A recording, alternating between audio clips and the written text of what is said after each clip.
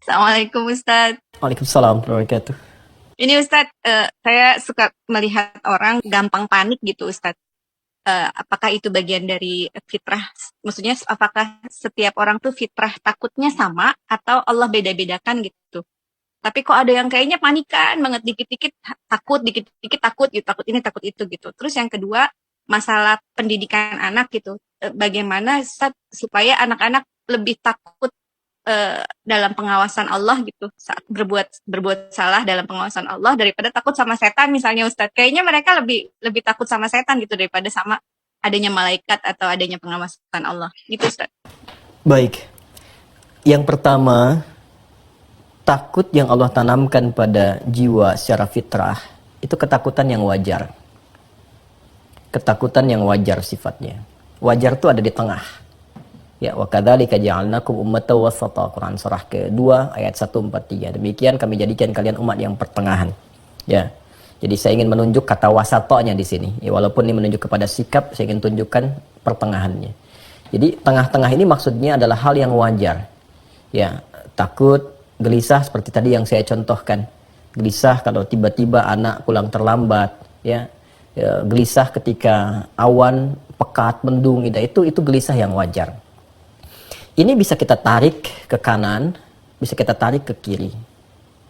Kalau yang standar, yang wajar, yang biasa ini, kita naikkan levelnya untuk mendekat kepada Allah. Dengan berlatih, berzikir, belajar, tidak harus meninggalkan aktivitas harian. Karena kerabat-kerabat, sahabat-sahabat Nabi pun, yang pebisnis, yang politisi, itu kan? Yang diplomat, yang birokrat, itu banyak. Tapi mereka malamnya masih sempat tahajud. Yang kata Imam An-Nawawi dalam kitab At-Tibyan fi Adab Hamalatil Quran itu sampai khatam Al-Quran. Utsman bin Affan, Tamim Ad-Dari, ya, dan sebagainya. Banyak sekali pejabat-pejabat. Bahkan di militer Nabi punya 38 sahabat yang panglima dari 12.000. Itu mereka ketakwaannya tinggi, zikirnya tinggi. Nah, mereka naikkan levelnya dari yang wajar menjadi tinggi. Sehingga harapannya dengan itu semua selalu ada dalam perlindungan Allah Subhanahu wa Ta'ala. Jadi ketakutannya bukan ketakutan biasa lagi, bukan standar, tapi naik di atas itu, cuma sifatnya positif. Sifat takut positif ini adalah sifat takut yang mengantarkan dia selalu berada dalam perlindungan Allah. Jadi kalau misalnya dia mau bicara, dia tata dulu nih. Pembicaranya Allah ridha nggak? Kalau bicara nyakitin orang lain nggak sih? Lawan bicara kita tersinggung tidak? Kalau bercanda pun dia cari kata-kata yang tidak berlebihan. Nah itu adalah penjagaan. Jadi yang keluarnya itu outputnya selalu yang baik. Ya, tapi jiwanya terkontrol dalam keadaan tenang. Itu yang positif. Kalau negatif, dari yang wajar tadi yang tengah-tengah, itu terbawanya apa yang disebut dengan sekarang dengan anxiety itu. Kegelisahan yang tidak wajar. Sedikit-sedikit gelisah. Sedikit-sedikit penasaran. Sehingga yang keluar dari situ apa? Pertanyaan-pertanyaan yang tidak wajar. Ya, pikiran-pikiran yang tidak wajar. Sehingga memberikan bahkan beban kepada pikiran, bukan ketenangan. Karena normalnya kalau dia menjadi khasyah yang positif atau khauf yang netral, itu pikiran nggak terbebani. Masih biasa. Tinggal dia berikhtiar mengatasi itu. Tapi kalau sedikit-sedikit dia mendapatkan kegelisahan yang memberikan beban kepada pikiran, itu was-was dari syaitan. Yaitu was-was.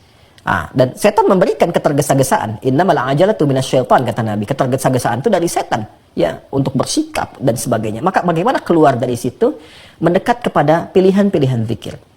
Ya, yang pertama adalah membangun kekuatan keyakinan dengan Allah. Berlindung, kata Nabi, kepada Allah dari godaan setan. Anda bisa mengatakan satu di antara doa yang Anda bacakan, Rabbi inni a'udzubika min hamazatis syayatin wa a'udzubika rabbi ayyahdurun. Jadi kalau sedang hadir kegelisahan-kegelisahan, apa yang orang kenal dengan anxiety misalnya, ya, kegelisahan yang tidak wajar, yang tadi saya sampaikan ke aspek ke sebelah kiri, maka segera permohon kepada Allah berlindung. Ya Allah, aku berlindung kepadamu dari kehadiran setan yang memberikan was-was dan kegelisahan yang tak wajar. Ya kan? Atau Anda bisa katakan a'udzubillahi minasyaitonir rajim.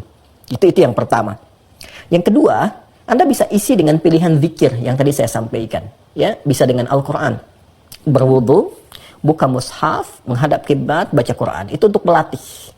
Ya, sehingga lekat dengan Quran, lekat dengan Quran, lekat dengan Quran. Minimal Anda berusaha untuk membaca dan membaca. Ya, ada lagi misalnya ada yang dilakukan dengan sholat, ya, ambil wudu, sholat 2 rakaat, ya, sholatnya sholat wudu misalnya bisa setelah wudu sholat atau sesuai dengan waktunya, ya, atau hal tertentu yang Anda bisa inginkan boleh, ya, Anda kemudian sholat di situ minta ketenangan kepada Allah, boleh, ya. Ada lagi misalnya Anda cukup mengatakan zikir-zikir yang agung, La ilaha illa anta subhanaka inni kuntu minadh dhalimin, ya. Atau saya ajarkan doa ini untuk menenangkan hati. Ini doanya tersambung secara makfurat, ya.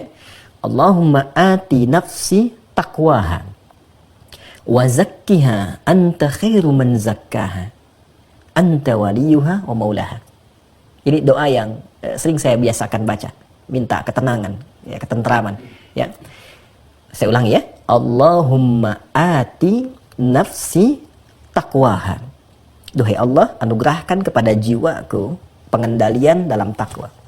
Wa zakkiha anta khairu man zakkaha. Dan bersihkanlah ia dari segala gangguan dan kotoran, karena engkaulah yang maha untuk melakukannya.